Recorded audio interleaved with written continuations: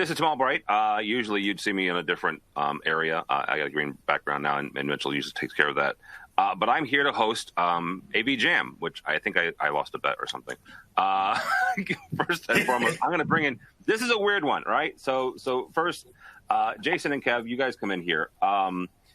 You called or emailed or whatever sort of communication, sent an African swallow or something, and like, hey, you know, we think we're gonna roll down AV Jam. We want you to do like a one final hurrah, but now you're not. So somebody explain to me what in the freak is going on. One of you two yahoos. LJC's fault. Well, my fault completely. When we put this in recording in the diary, it was we're killing AV Jam, and the reason was Kev and I had run out of ideas, and Amy, we'd run out. We had nothing left to offer. We'd stick a fork in our ass, turn us over, we're done. And then YouTube announced the shorts thing, and Iffat had already spoke to us in other conversations about some of your ideas, and I'm like, hang on.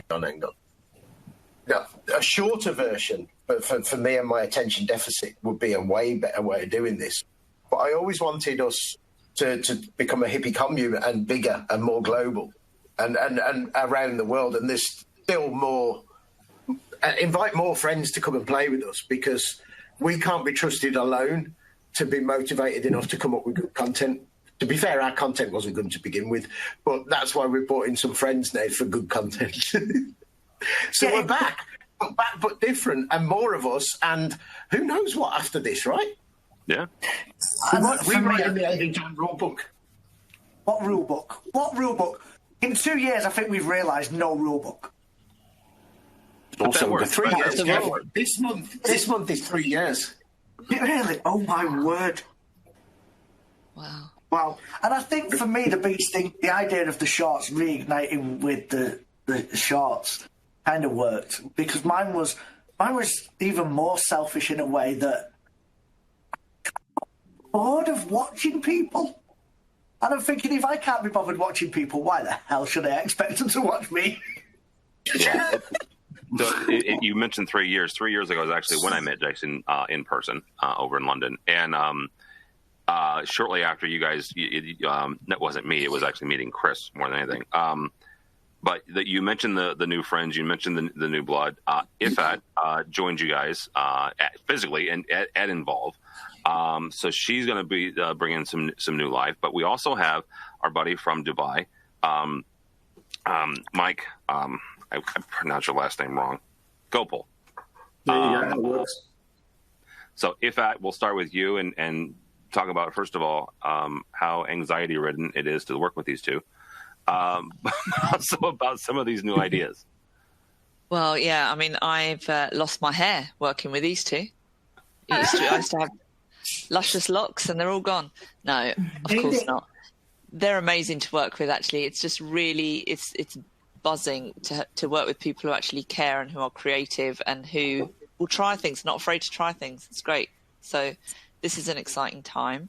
They knew before I joined that, and you know, Tim, because actually I think you probably triggered my conversations with various people around the globe on diversity. I think there was a groundbreaking show that you did with David Labuscus was there, and there were quite a few of us actually just talking about what it was, what diversity meant.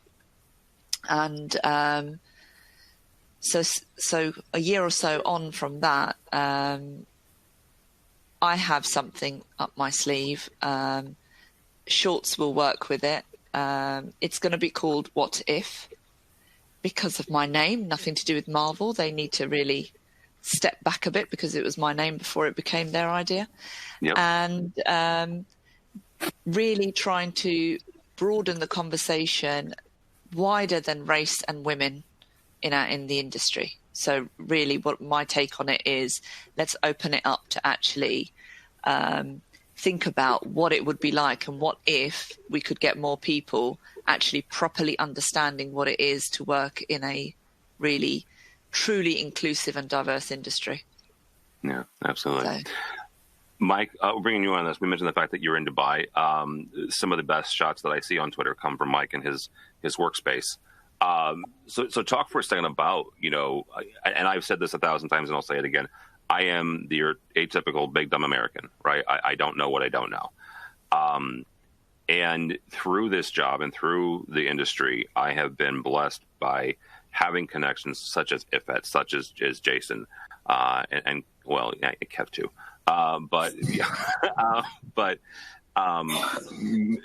Getting to know you just through Twitter, right? Just through conversations and others and stuff like that from around the world. Talk for a second about the similarities, but also what's different about, being in Dubai, and working in this industry while also working in a country that is obviously different than the UK, right? And obviously different than the US.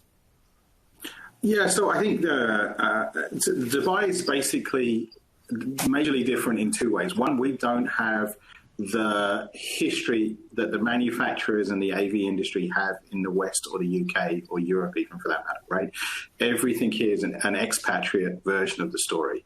So everything's here is literally brand new. There's nobody's been here for like 15 or 20 years. Everyone's been here for 5 or 6 years. All the manufacturers are either partially represented or have distribution representative, but nobody's got a big office and no one's got a good big footprint. So we don't have that maturity, right? Which is good and bad. So we don't have the bad stuff that's associated with it, but then on the other hand, we don't have the good stuff because we don't have engineers with many, many years of experience and all that kind of stuff going on, which you can look at whether it's good or bad. And then the other thing is we don't have the democracy or the politics that get away inside of a project. So if somebody says that we're going to build the Museum of the Future and it's going to have a couple of $1 million worth of AV in it, that's going to happen.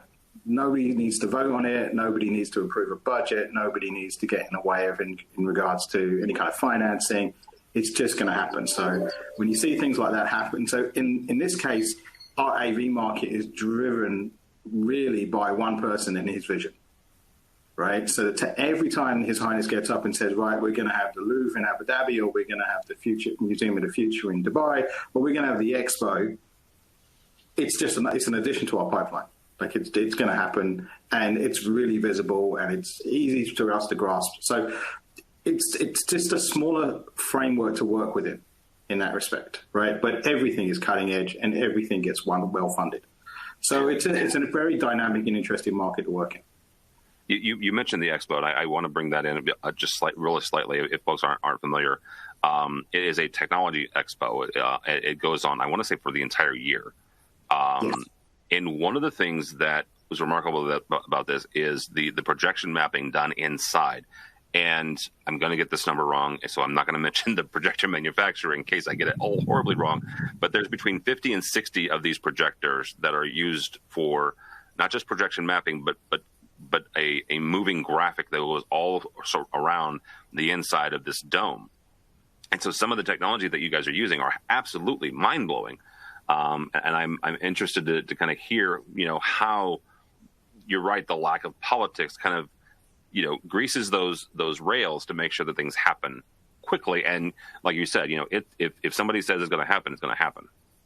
Yeah, so the expo was interesting. It's actually 6 months, just to quantify that. They're basically starting, it's already started, but October 1st was the first official day. And the interesting thing was that the majority of the pavilions had a theme, which was pre-agreed with the organizers. And in certain areas, there were certain manufacturers that basically took a head start because they were from that country that was heading the pavilion, right? Or it was a particular designer that was heading the pavilion and they had.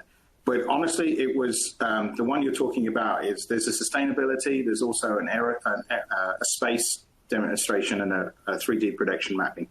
And it is from start to finish, I think they put it together post-COVID, was about 4 months. Everything was on hold for about a year and a bit because of the COVID and the pandemic scenario. Yeah. And then as soon as they got clearance to go onto the expo, it's alive and kicking. And it is the two things here. We've got to manage the pandemic, obviously, with a global event. And then, of course, you've got the temperatures, right? So, and everything's a temporary structure. So I think they've done a really good job to put it up. I'm visiting on Friday funny enough. And hopefully I'll take some pictures and show you what's going on. That would be awesome. That would be absolutely incredible. Iffat, one of the things I kind of want to wrap up as we close up here, because the one thing you guys in the AV Jam folks do really well is you get in, you get out, you get to the point, and you're on your way. I talk ad nauseum. So my shows are typically longer. Give me kind of a vision, right? We mentioned the fact that Mike's in Dubai, you guys are in the UK, but the one thing that kind of give folks kind of an overarching, this is who we can hear from the AV Jams folk. This is kind of, these are the regions that you're hoping to gather from. There's no region off limit. Okay. So we're going everywhere. Everywhere there is AV, which I think is pretty much covers the whole of the planet. We can find an AV tweet. And actually, if there's anybody who maybe we don't know, we'll take, I'm speaking on behalf of you two now, Jace, Kev, but I'm sure we'd engage with anybody. Yeah, it belongs to everyone. It's open season. It's open season. I think the only caveat there is they've got to think the same as us, which is, you've already said that, Tim. No rules, say what you think.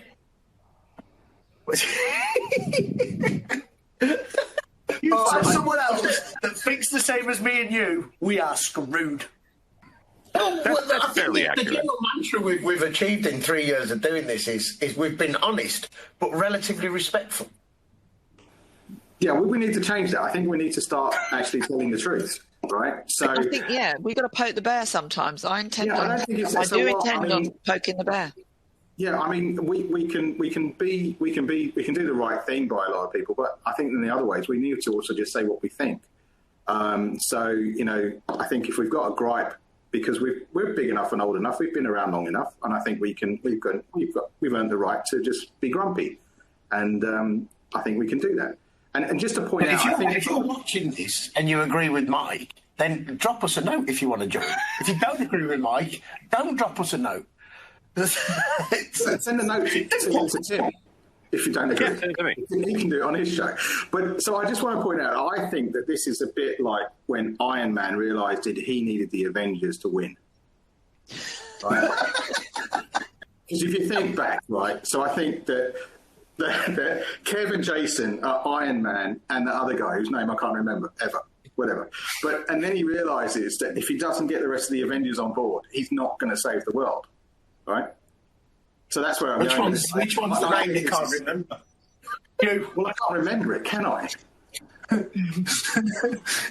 He meant you. So what? If I'll let you close this out because Jason and Kev are gone. If they want to come on and disagree with you or Mike or anybody, or just say, hey, you know what, I'm in the south of France, or I'm in Singapore and I do AV. How do they get on the show? And just to add one more thing, I've had so many direct messages from people who feel they don't have a voice in the industry for whatever reason, whether that's out of the constraints they feel from their employer. And that's absolutely fine. I'm happy to be a platform and a voice for, and tell, anecdotally tell, what's going out there and what people are dealing with and what they're facing. But we're on all the platforms. So Twitter, you can directly get in touch with us, send us a DM, LinkedIn, wherever. And we don't hide, really. So come find us. Come and talk to us. All right. I think the traditional 15, 20-minute show like this is dead. We're going to fly solo, do our own thing, mess about. Some things will be, what are you messing at? And some things will be really good. We don't know yet, but I can't wait to find out. I can't wait either. I really can't. I mean, one of the things is when I first met Jason in person, and it was a long story, and it doesn't matter right now, but I was struck by just the genuineness of you and your entire group, right? And so I really can't wait to see what you guys do. I really am excited. For me, for Tim, don't follow me on the Twitters because you'll get nothing but American football. Follow Tim. I listened to Iffat's episode with you, and they all kept saying it was fantastic, Tim. Wasn't it? She her and Chris both. Yeah. But if you want anything with me, you can go by our website, avnation.tv. But check these guys out and connect with them. Thanks so much.